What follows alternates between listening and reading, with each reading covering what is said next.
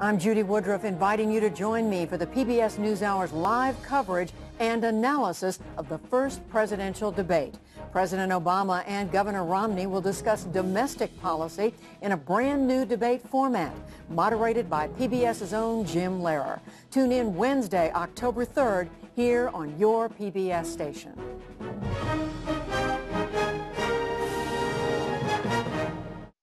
You're watching WSIU Carbondale, WUSI only. River Region Evening Edition is made possible through the membership support of viewers like you, with additional support from Country Insurance and Financial Services and WSIL TV3. Right now in the River Region Evening Edition. The first debate is tonight. We have coverage on what you need to know in order to vote. Plus, running cross-country to support our troops. We have an exclusive interview. And a dry summer has caused problems this season for farmers. Evening Edition starts now.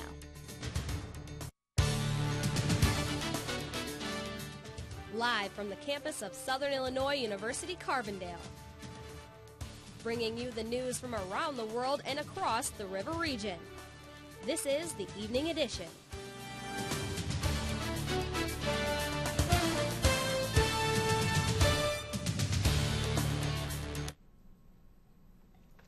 Good evening, and thank you for joining us tonight. I'm Devin Kidd. And I'm Jenna Buckles. We all know that this summer was hot and dry, but what does that mean for this year's harvest? And for you. Evening Edition's Summer Luthie has this story. 12 will be one that is always remembered throughout the United States, but not in a good way. Rainfall totaling around 15 inches below the average brought on temperatures much higher than most of the Midwest is used to seeing. While most people were suffering from the heat, farmers were worried about how this year's harvest was going to turn out. Being the breadbasket of America, how are they going to live up to the title? For a time, we didn't get rain from March to into May and June. So I'd say we definitely knew that our crop was going to be hurt after we missed the first 3 or 4 weeks of rain. Conditions such as the ones seen this year haven't been seen since the 1950s and have affected nearly 80% of America's farmland. The old saying goes that the cornfields are supposed to be knee-high by the 4th of July, which would make the corn around 9 feet by the end of the season. Well, it's the end of the season, and this cornfield is just barely over my head. SIUC agricultural professor Brian Young has been studying the drought and its effects on this year's harvest. I think the early onset of the drought and the excessive heat on top of that result in a lot of our problems. Although a drought is a twist in nature that cannot be predicted, farmers do prepare for such disasters. Insurance policies are taken out on the crops to make up for any money lost in conditions such as droughts or floods. The way insurance works is they look at your average yields of the crop that you produced over the past couple of years. They take that average, and then you have a certain amount of coverage you can buy. I think the coverage is up to 85%. Since insurance is based on previous year's harvest, the real problem will arise if drought conditions continue into the next growing season. If we have another drought next year, it's definitely going to take a toll. A lot of farmers can withstand 1 year, but 2 years, bad news. Farmers last year averaged anywhere from 140 to 160 bushels an acre of corn off their harvest. This year, that number has fallen to only 10 to 15 bushels an acre. 1 out of 3 corn plants produces a regular ear or something of usual size. It still results in dramatically reduced yields. The summer of 2012 will be one that is always remembered throughout. The rest of us, how are we going to be affected? For the rest of us, it means basically we're going to be seeing a rise in prices. We use corn products more than we really realize it, not only for our food, but it's used in ethanol, so it's going to make prices in transportation rise. And then we're going to see rises in our beef and our dairy also. We feed our livestock all these corn products, and so if it costs more to feed them, the prices of beef and dairy are also going to go up. Gotcha. And what about this drought? Are the conditions going to continue? Well, in a recent study that was done, it shows that Southern Illinois is still in the drought. The conditions are going to keep going, but we are going to start seeing some improvements here soon. Okay, good. Good. Glad to hear it. Thank you, Summer. Freedom rider Genevieve Houghton of Carbondale passed away last night after a long battle with cancer. In 1961, Genevieve was one of original 13 members of the Freedom Riders who risked their lives to end Jim Crow laws. Those laws enforced racial segregation in the South. She narrowly escaped death when her bus was attacked and firebombed by a mob outside of Anniston, Alabama. Her story was included in the recent PBS American Experience Freedom Riders documentary. She also appeared on WSIL's local screenings of the film and was interviewed for an In Focus episode with fellow Freedom Rider Thomas Armstrong. A police officer who shot and killed a Southern Illinois man's dog will not be charged. The Saline County State's attorney says that El Dorado officer Ryan Ward will not be prosecuted. The shooting took place on September 16th while Officer Ward was investigating a theft, but he went to the wrong house. That's where Ward says a German Shepherd attacked him and he shot and killed the dog in self-defense. The pet's owner, Jason Robert Shaw, says his dog was on a chain and did not attack. He wants the officer fired. Well, it was a beautiful day today compared to the rainy coldness of yesterday. Yes, it was. And Meredith Hackler has a quick look at weather. Meredith? Well, you guys, as you can see, tonight it is going to be about 62 degrees with a partly cloudy sky. And in the morning, we can see that temperature staying around the same area at 63 degrees with sunny skies over our head. By that midday, we are going to be seeing those temperatures jumping back up into those warm weather that we like at 80 degrees with sunny skies over our head. Stay tuned for my full weather forecast later on. Coming up next, we have all the information you need in order to get ready for Election Day. Also, we have the local $1 million Powerball winner and his reaction to his big win. Stay with us.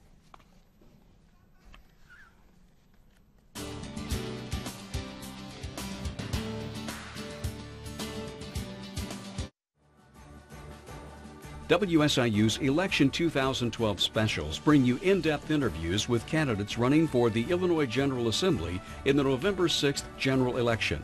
On the next edition of our series, we'll hear from candidates for State Senate in the 58th District, incumbent Republican Senator David Lechtefeld of Oakville, and Democratic challenger Mike Bigler of Anna. WSIU Public Television, your election connection. Friday at 5. Today we're actually working on the Expand Your Horizons program, which involves a little engineering and a little fun with dancing. We crimp the wires and attach the little wires together. Whenever we can step forward and hit the mat with our foot, our hands, a buzzer, or a Lego. So I feel like I can actually accomplish something on my own instead of having to call people every time I want something.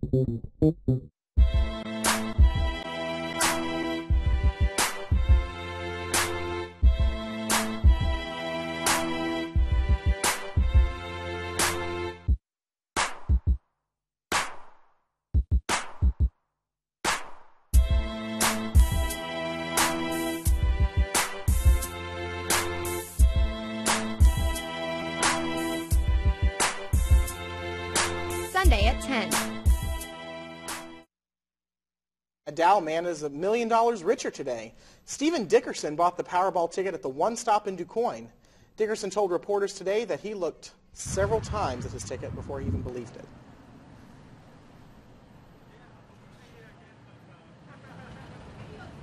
After I checked it about 5 times, I went into my brother's bedroom and was like, "Hey, Brian." Brian, there's Brian in the back, yes. I think I just won $1 million. And he hopped up because I kind of startled him. He's like, "What?" And I was like, "Yeah, I think I won $1 million." So I gave him the ticket, and he went in there and checked it, and he was like, he looked at the date and everything, and he goes, "You won. I believe you've won." Illinois does not require voters to show ID, but some states can't vote without showing a photo ID. Those who don't have ID will be provided with a provisional ballot kept separate from regular ballots until they can show proof of citizenship. If the voter does not return with a valid ID, the ballot will be thrown out. A study by the Paul Simon Public Policy Institute finds that nearly 10% of registered voters in Illinois would not be able to vote if Illinois had a voter ID law. Some voters in Pennsylvania are protesting their state's ID law. Evening Edition talked with Illinois voters about their views.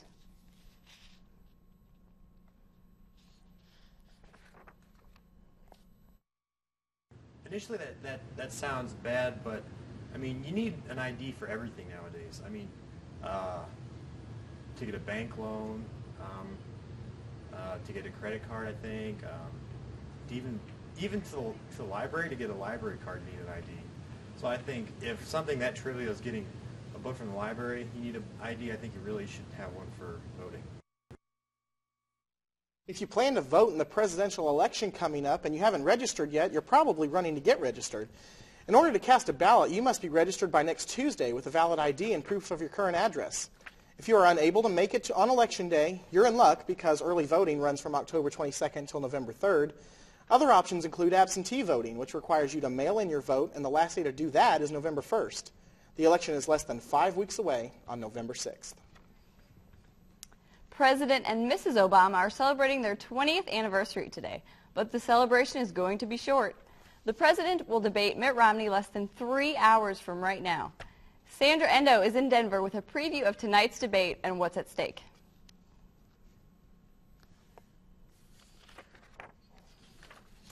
The debate airs live at 8 o'clock tonight here on the WSIU television stations. 2 more debates will be held before the election. One man's passion has turned into a heartfelt tribute to our fallen soldiers. Mike Ehrt, an Army veteran, is running across the country in honor of soldiers who lost his or her life in Afghanistan. At each mile, he places a flag bearing the handwritten name, rank, and age. Also the hometown of the soldier on an attached ribbon.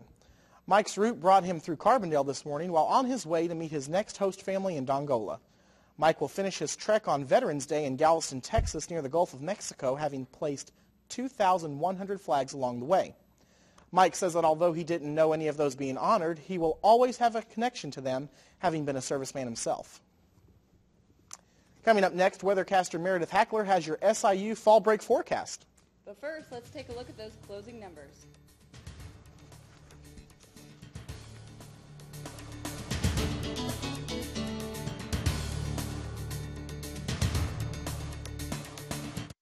Next time on Nature.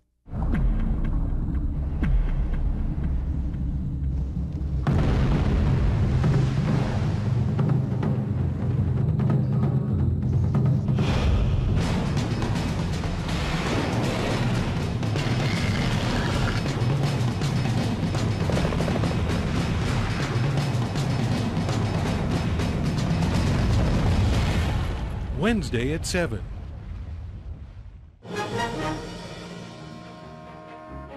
I'm Judy Woodruff, inviting you to join me for the PBS NewsHour's live coverage and analysis of the first presidential debate.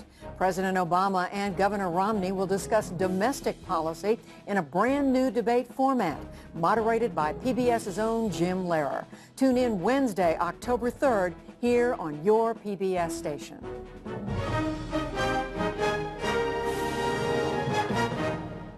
Beneath Tennessee's Cumberland Mountains lies one of the world's most magical musical adventures. 3 million years in the making, water and time entwined to carve these caverns. A natural space and pure acoustics offer music from the heart of the American experience. 333 feet deep in the Volcano Room.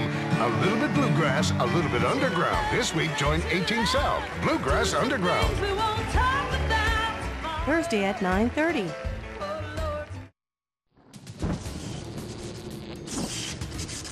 And now the forecast for the River Region. This is your Evening Edition weather.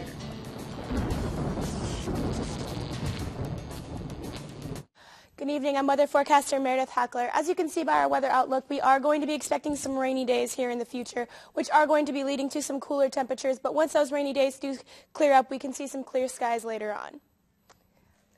Right now, you can see that the temperature is at 76 degrees and the dew point is 55. We do have a rather high relative humidity at 49%, and it has been a pretty windy day with our winds at south-southwest 15 miles per hour. Today's high was 78 degrees. Our low was 54. Today's precipitation was at 0.1 inches, and our monthly precipitation is at 0.37 inches. As you can see in our surrounding areas, Carbondale, Marion area are both at 77 degrees. Cape Girardeau and Paducah are both at 76, and Belleville and Mount Vernon are at 73. Taking a look at our national satellite, you can see some of those clouds moving in towards Illinois, which are going to be causing some of those showers I was talking about and those cooler temperatures I was talking about earlier as well. Taking a look at my next map, you can see that our temperature, that Taking a look at my next map, you can see that there are low and high pressures moving in, which is going to be causing those rain showers in Illinois. And as you can see farther up, there are possibly some snow as we see those cooler temperatures running into each other. Tonight, our overnight low is going to be 54 degrees with showers early on in the evening. Tomorrow, we can see our high at 82 degrees with sunny skies above our head, but it will be a rather windy day with our wind at south-southwest with 13 miles per hour. Tomorrow night, we can expect an overnight low of 53 degrees and partly cloudy. Taking a look at our 5-day outlook, you can see that on Friday, our high is 59 degrees. Our low is 44 degrees. We can be expecting some thunder showers that day with our precipitation chance at 40%. On Saturday, we can expect a high of 52, a low of 39, and showers once again, but our percent dropping down to 30. On Sunday, we can expect a high of 57, a low of 35, and sunny skies above us. On Monday, we can see those sunny skies continue with our temperatures jumping up into the mid-60s with our high at 64, our low at 40. And on Tuesday, we can expect roughly the same temperatures, our high at 68 and our low at 48 degrees. So it's been rainy and cold and then hot and then rainy and cold and then hot. Now it looks like it's just going to be rainy and cold. Yeah, pretty much. I guess you could say this weather is just pretty crazy in these fall temperatures. So. But it looks like it's going to be a beautiful weekend, It just does. temperatures on the low side. It does, it does. So we can see some sunny skies this weekend. So if you are trying to go out and do some hiking or, be outside, it would be a good weekend for that. So. Awesome. Can't wait. Thanks, Meredith. The president will debate Mitt Romney less than 3 hours from now. Now we have Sandra Endo in Denver with a preview of tonight's debate and what's at stake.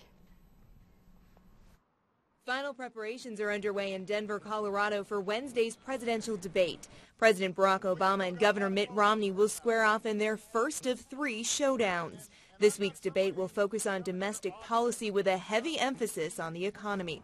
Romney says it's not about who comes out on top. In my view, it's not so much winning and losing or even the people themselves, the president and myself. It's about something bigger than that. These debates are an opportunity for each of us to describe the pathway forward for America that we would choose. While the president is confident, he's not underestimating the competition. Governor Romney, he's a good debater. I'm just okay. Romney may have the advantage. During the primary season, he participated in several debates. This time around, his prep team has been gearing him up for a one-on-one face-off. Just getting used to the cadence of how you parry the questions back and forth, how the moderator, a single moderator, is going to be controlling the debate between 2 candidates. Obama has not debated since the 2008 campaign. Senator John Kerry has been helping the incumbent prepare when the jam-packed presidential schedule will allow. The president has a day job. The president's been president and has not had the time to practice. All we hear about is how much Mitt Romney's practicing wherever he goes. As if the candidates aren't under enough pressure heading into Wednesday night, the latest CNN ORC poll shows when you factor in the margin of error, this race is all tied up. I'm Elizabeth Corridon reporting. The debate airs live at 8 o'clock tonight here on the WSIU television stations. 2 more debates will be held before the election. And Saluki volleyball was in action on the road last night. Yep, and the Major League Baseball regular season comes to a close today. Sharnice Mitchell is in now with sports. Sharnice? Coming up, we will break down the Major League Baseball playoff picture and tell you which local high school athlete will have to go against the Salukis this Saturday. All this and more next in sports.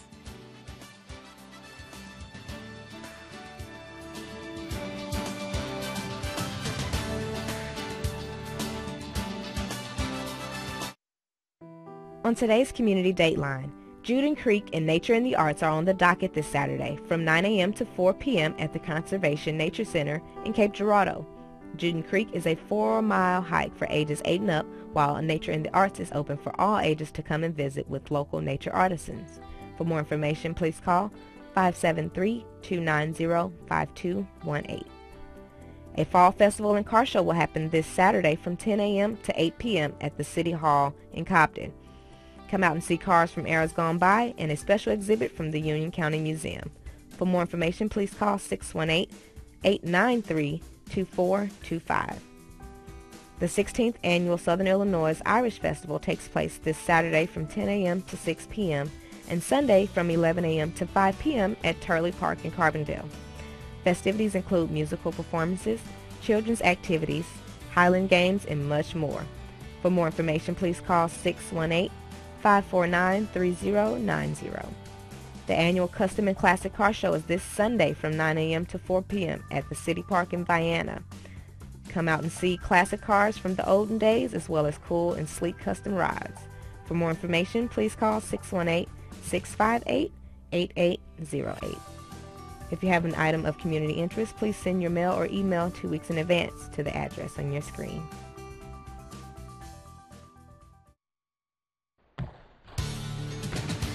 And now the latest scores and highlights from across the River Region. This is Evening Edition Sports.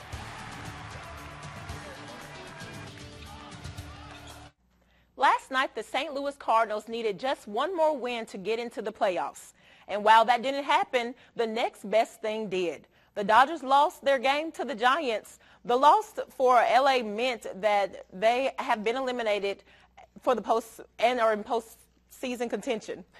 And that for the Cardinals are returning to protect their World Series title. The Cards fell in last night's matchup with the Cincinnati Reds 3-1. St. Louis will now play a one-game playoff with the Atlanta Braves on Friday to see who will be the fourth team to represent the National League in the postseason. With the Redbirds back into the playoffs, fans on the SIU campus are ready to see their club go for 12-12. The Cards are still. Last season, it was just so cool that it was 11-11. And of course, every Cardinal fan was like, all right, 12-12, let's do it. And, you know, with the news of Pujols and new manager, it was kind of rocky for a while. But I think they got a strong, ethical team, very good veteran squad going on, and some good rookies and some good, you know, younger players. I think it's up for grabs.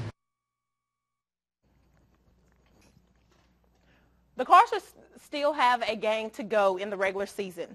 They'll battle the Reds at Busch tonight at 7:15.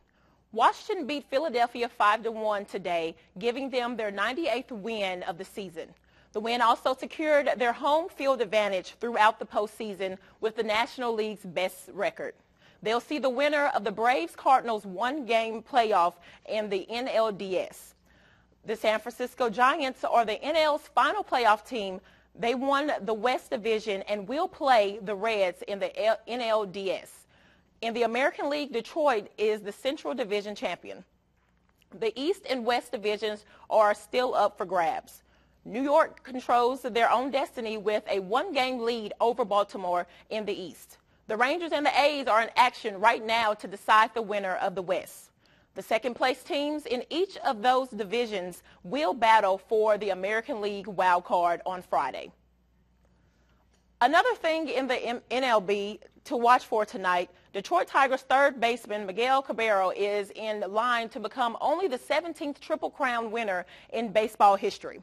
Cabrera enters the final day of the year with a .331 batting average, 44 home runs, and 139 RBIs. If Cabrera wins the title, he will become the first player to do so since Carl Yastrzemski in 1967.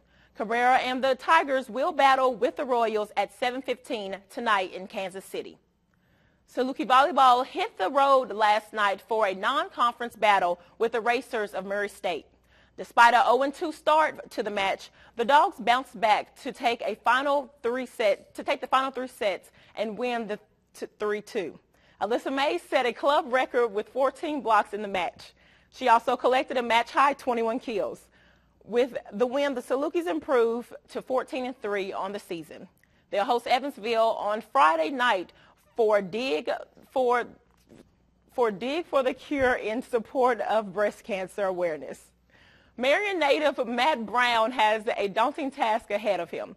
His Redbirds will host the Salukis in Normal Saturday, a location that has seen Southern take down the Redbirds in their last two visits.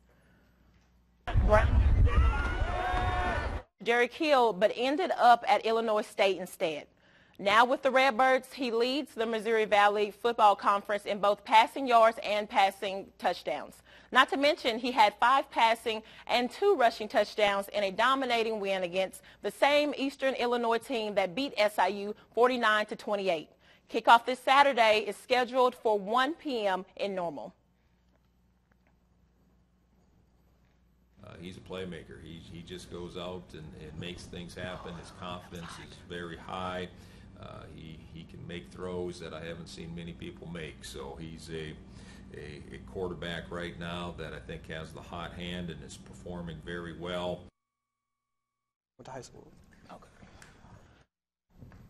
So football, they play this weekend in Normal against Illinois State. They're undefeated, 5-0. Do you think the Salukis have a chance? I don't know. Up against Matt Brown, that's a pretty tough decision. Pretty tough guess. It is quite. In volleyball, but they're undefeated at home. It's very exciting. Awesome. All right. Thanks, Charnice. Coming up next, presidential candidate Mitt Romney makes a surprise visit at a unique location. Also, Meredith has our final look at weather. We'll be right back.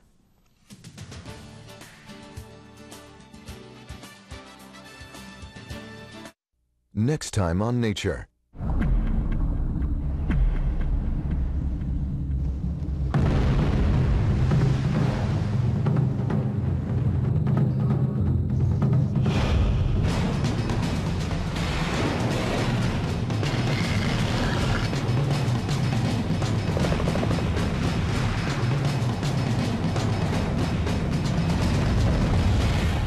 Wednesday at 7.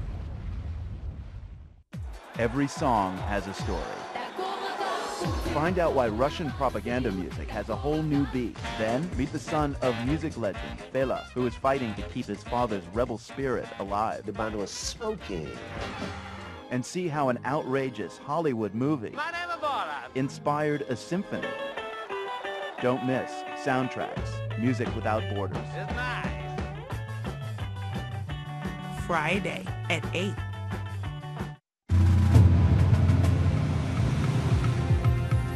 We are looking at potentially a very sharp racial divide. With a changing electorate, race is never far from the surface of American politics. We thought that with the election of Barack Obama, we would have a post-racial society. Obviously, we don't have that. Race 2012, a conversation about race and politics in America.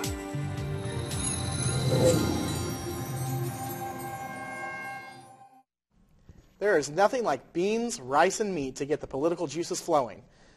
Mitt Romney and his debate practice partner took a break to grab lunch at Chipotle in Denver. So what was the GOP hopeful in mood for? Romney got a burrito bowl with pork, rice, black beans, guacamole, and salsa.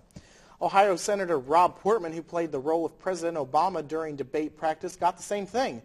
Afterwards, the Republican nominee stopped for pictures. When asked if he was ready for the debate, Romney responded, "Getting there." Thank you for joining us tonight. You can find many of tonight's stories on our website, siutvnews.com, and you can always follow us on Twitter, @RiverRegionNews. I'm Devin Kidd. And I'm Jenna Buckles. For Meredith Hackler, Charnice Mitchell, and everyone here at the Evening Edition, have a great night.